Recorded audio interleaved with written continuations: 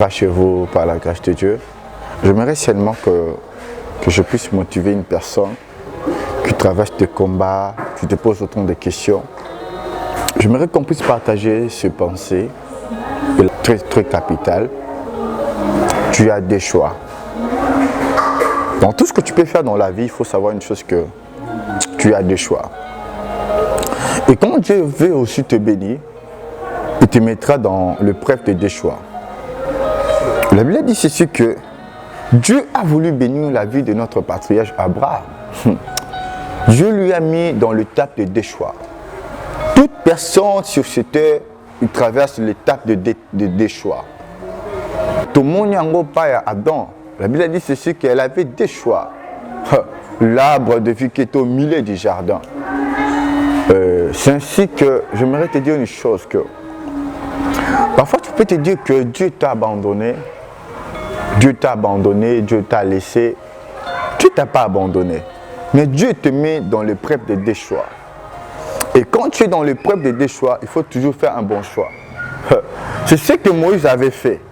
Moïse s'est présenté dans l'étape de des choix au point que c'était l'Égyptien qui frappait un Hébreu. Mais vu que Moïse était un Hébreu, mais s'est déguisé comme étant un Égyptien, lorsqu'on frappait la personne qui avait son sang, on frappait son frère de sang, Moïse s'est révolté parce qu'il avait joué dans la sagesse des choix.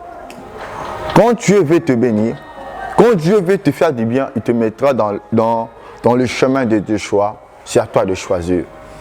Et arrête de pleurer, maman. Arrête de te lamenter, papa. Il y a un Dieu. Mais dans le choix à laquelle Dieu te met, il te faudra la sagesse. La sagesse comme étant Joseph. La Bible a dit ceci, que Joseph, il savait que Dieu lui avait mis dans le chemin des choix, parce qu'il y avait 7 vaches maigres et 7 vaches grosses. Mais vu qu'elle avait des choix en lui, elle avait eu le pensée. C'était quoi? C'était d'en provisionner. Quand peut-être tu es dans le chemin de des choix, il faut toujours en provisionner quelque chose. C'est l'espérance, la foi et la motivation.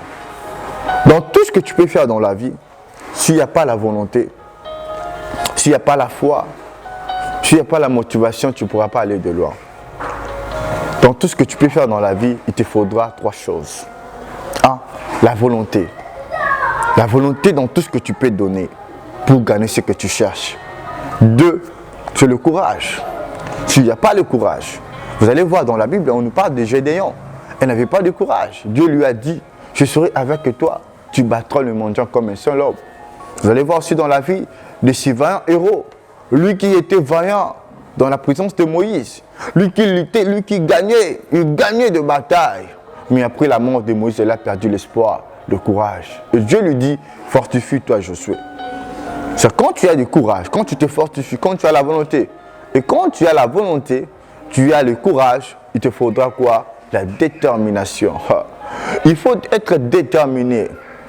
Il faut être déterminé. Lorsque la vie te donne 1000 chances de tomber, et lorsque la vie te donne du tort, de réussir, dis à la vie que tu as la chance d'avancer. Celle de l'âge qui abandonne rapide. Mais des vaillants n'abandonnent jamais. Des vaillants n'abandonnent jamais. J'aime ces films des Spartiaques. Dans ces films des Spartiaques, j'ai appris une leçon. La leçon à laquelle c'était que ils étaient 300 guerriers. Ils étaient 300 guerriers. Par rapport à une multitude de peuples. Mais les gens des Spartiaques, ils avaient toujours l'honneur de combattre jusqu'à la fin. Quand Dieu veut te faire de grandes choses, il te faut 3 choses. 1. La volonté. 2. Le courage. 3. La détermination.